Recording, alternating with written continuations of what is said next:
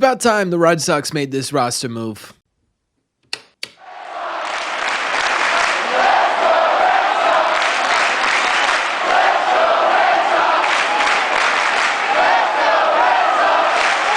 What is going on, everybody? Welcome back to Red Seat Radio. My name is Corbin. Thank you very much for clicking on the second video of today. I'm starting to think this channel is just becoming a roster move central type channel, right? The Red Sox have been switching a whole lot of things around lately. However, even though they've been switching a whole lot of things around, which ultimately should be a good thing, right? They're trying to improve this roster, try and get them out of this rut they're in. There have been a couple of guys that even with these moves have kind of snuck through the cracks, right? Guys that are still on this team that you're sitting there being like, guys, what are we doing, right? Why is this guy still on the roster? And well, today they made a move that finally got one of those people off because earlier this afternoon, the Red Sox announced that they were going to option Isaiah Campbell down to AAA. This dude was just simply not getting the job done at the Major League level, and I don't know that there's any other way to put that. Actually, there are some other ways to put that, but I'm going to stick with that one because this one feels a little bit more polite than the other ones that they had, right? This season, it was 6 games at the big league level for him, a total of 7 2/3 innings specifically. In that time span, he was giving up 13 hits. That is almost 2 hits every inning that he pitched. 6 earned runs. That is good for a 7.04 ERA. He only managed to strike out 3 batters, which put him on pace to strike out about 3 batters for every 9 innings that he pitched. Hey, the positive here is that he did really not walk anybody. He only had 1 walk during that time span. So if we're looking for, hey, you know, what are some things sold on to Isaiah Campbell for? I guess there's that. He can hit the strike zone, right? Can't get it by guys, but he can throw it in the strike zone. And ultimately, I think, you know, it simply was just not what the Red Sox needed. Now, what I will say is that I'm not going to totally sit here and crap all over Isaiah Campbell. There was a 3-game stretch. I'm a little bit grasping for straws, I'm not going to lie to you, where he wasn't the worst pitcher in the world, right? He came in a couple of runs down. The Red Sox just needed to close out the game whether they were winning or losing. He did it against San Diego twice, and he did it once in Houston. But at the end of the day, when we're looking at this Red Sox bullpen, and we've said this a couple of times right here on this channel, actually, you couldn't afford to keep him on this roster. And it was because not so much of the role he was playing, which was, I'm the mop-up, either white flag or victory cigar type guy. And you are supposed to have at least one of those on your team, right? You don't want to burn through your high leverage relievers if you're up by 10 runs or you're down by 6 runs. You want a guy in there that you could sort of sacrifice to the game one way or the other. However, the Red Sox currently had 2 of those guys, right? They had Isaiah Campbell and they had Jordan Hicks. And obviously the Red Sox are hoping Jordan Hicks was a high leverage guy, but he just simply isn't. Right, he's a low leverage guy. You have a higher financial commitment to Jordan Hicks, so I understand the thought process of wanting to continue to try and fix him, but you couldn't keep both those guys on there. Like we talked about earlier this week, by doing so, you're forcing one of them into more of a high leverage role, right? Jordan Hicks all of a sudden in games that he really shouldn't be in right now because you also have Isaiah Campbell out there, and it was either Jordan Hicks or Isaiah Campbell. You kind of got to pick your poison. Getting rid of that ultimately should be a positive by subtraction. To be honest with you, I don't really know what ends up happening with Isaiah Campbell. Obviously, he got optioned down to AAA, so he's going to be in AAA, right? There's your immediate answer. But at the same time, too, even having him on the 40-man roster feels like a little bit of a waste of space, right? And I know that sounds terrible. And Isaiah Campbell, the person, not a waste of space. But the player, right now with where the Red Sox are at, kind of does feel like that, especially with some of the other options you have down in AAA that aren't on that 40-man roster. I mean, David Sandler, Tyler Uberstein, Nick Birdie, even a guy like Zach Kelly, right? You could sit there and say could be more productive than what Isaiah Campbell was giving you at the Major League level, or at least the bare minimum could be more productive as a break glass in case of emergency reliever. So my question then becomes, is Isaiah Campbell's spot in the 40-man now safe because he got options? I don't really know, right? I think what's one thing that's really interesting about this is Justin Slaten's making his way back, right? I'm starting to wonder if Isaiah Campbell's spot on the 40-man, we talked about him being a placeholder on the big league club. I'm starting to wonder if his spot in general on this 40-man roster is just simply a placeholder for Justin Slaten. And we may not need to wait crazy long to get the answer to that question because Justin Slaten performed in his first rehab assignment yesterday, and it was absolutely fantastic. I mean, 15 total pitches. It was 11 of those for strikes. He did not allow a hit. He did not allow a run. I mean, he just went out there and just flat out dominated AAA. He was touching 97 with his fastball. He looked 100% ready to go. The Red Sox are understandably being a bit cautious with him, right? He's been out for essentially 3 months at this point, so it makes a little bit of sense that they're sitting there saying, well, wait a second here. That looks really good, but let's make sure you're 100% ready to go before we actually do make that move. But if he comes out here in the next couple of appearances and he looks just like that, I mean, he could be on this Red Sox team by the end of the weekend, right? Or maybe even before the end of the Yankees series. That's how good he was. So we're going to get our answer really quickly there. But obviously, Isaiah Campbell was not the placeholder on the 26-man roster for Justin Slaten, which means someone else had to come up. So let's talk about that on the other side as well, because this is really intriguing. The Red Sox actually did have a couple of options that could have been called up to replace Isaiah Campbell, especially if they were looking for something a bit more long-term.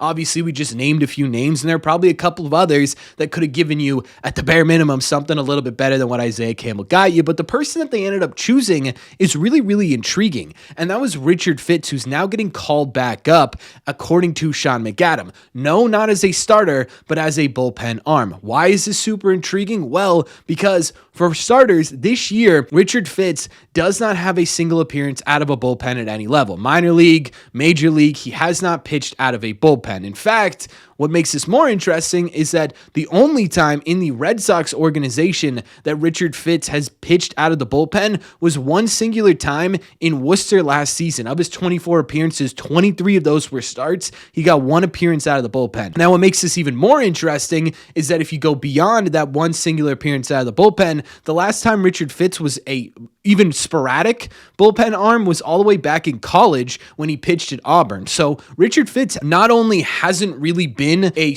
relief pitcher in a professional setting before, at least on any sort of legitimate scale here, right outside of one, probably it was like a makeup game or whatever, it didn't count as a start in Worcester. He hasn't really been a bullpen arm full-time ever. Even in college, when he was getting some appearances out of the bullpen, he was still making starts fairly regularly. So this makes things very interesting. But even with him not having a ton of experience, I still think he's going to be a little bit better than what Isaiah Campbell was giving you. At least he's going to have a higher ceiling than what Isaiah Campbell was giving you. And two, this doesn't necessarily mean I think Richard Fitts is going to be a bad pitcher out of the bullpen. In fact, I think his stuff could actually play up a little bit there.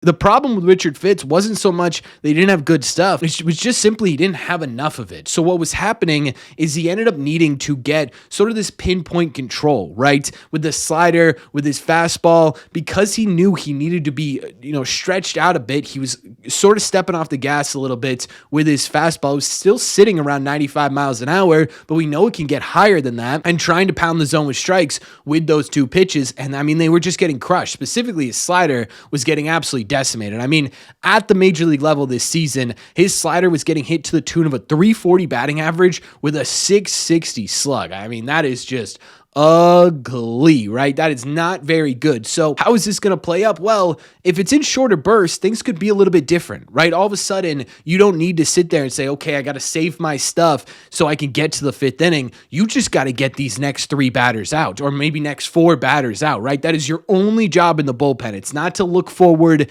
It's just simply to focus on right now. And again, like I said, that 95-mile-an-hour fastball could all of a sudden be sitting at 96, 97, and just those couple mile-an-hour differences, especially with the way Richard Fitts has some sort of control over his fastball, could make a really big difference in his ability to get swing and misses. It also, if you increase your velocity, could help your slider a little bit. You can get away with a little bit more if guys have to respect the fastball more than they currently were. So I sit there with Richard Fitts and I'm like, okay, you know what? This isn't like the strangest thing the Red Sox can do. It's at the bare minimum doing something to get Isaiah Campbell out of this bullpen. At maximum, it's kind of a smart move. You get a guy in here who can top out around 97 miles an hour, hopefully, right? I'm not making any brand declarations about it, but that's usually what happens when starters move into the bullpen. And two, it gives you a little bit of length, doesn't it? You don't really have a guy who you could say, hey, we need 3 innings out of you. Go figure it out. You could do that with Richard Fitts. He's already stretched out to go 5 or 6, so 2 or 3 probably isn't the end of the world. This could end up being a really intriguing move for the Boston Red Sox.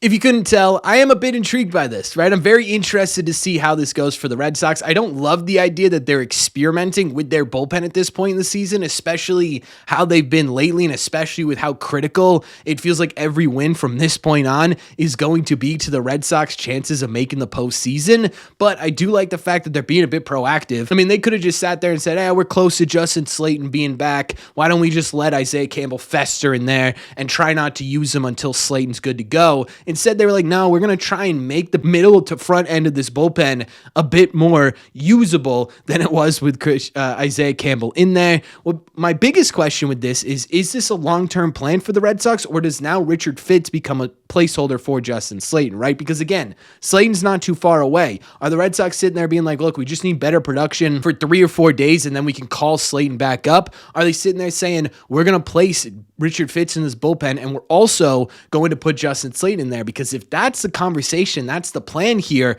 things could get really interesting really quickly, right? Because there's not anyone else in this bullpen that's easily movable. I don't think, at least unless you want to option Bernie again, which I don't think is a good idea. I don't think you're going to option Greg Weissert either, which means all of a sudden all eyes kind of squarely point towards Jordan Hicks. You're committed to him for the next 2 years. It's not crazy money, but it is like $12 million. Are the Red Sox going to be bold enough to sit there and say, look, we've tried, we can't get success with this guy. We don't have time to sit here and say, you know what, keep working on things. We'll put you into some low leverage spots. We'll figure you out. We need to get our best team on the field as humanly possible. We are looking for the playoffs right now. And they go out and they actually DFA Jordan Hicks.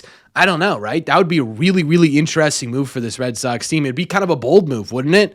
I'm kind of hoping it happens low key, but I don't know. So at the end of the day, I mean, I'm intrigued by this, right? This was a good move by the Red Sox, I think, ultimately, just simply by getting rid of Isaiah Campbell. And I'm really intrigued to see what Richard Fitts can do. We'll see if it's a precursor to Justin Slaten. We'll see if something else for Justin Slaten's down the road just a little bit. But either way, let me know what your thoughts are in the comments. As always, if you made it to the end of this video, do me a favor. Make sure you guys have hit that subscribe button if you haven't already. If you're new here, we talk Red Sox content almost every single day. Also, make sure you guys have hit the like button on this video as well. Just simply outside a ton, and it's the best way to let me know you're enjoying the content. Don't forget, always, if you guys want to listen instead of watch, all you got to do is head over to your favorite podcasting app and look up Red Seat Radio. Thank you all very much for clicking on this one. Here's to hopefully a little bit of a better bullpen, and I will see you in the Red Seats.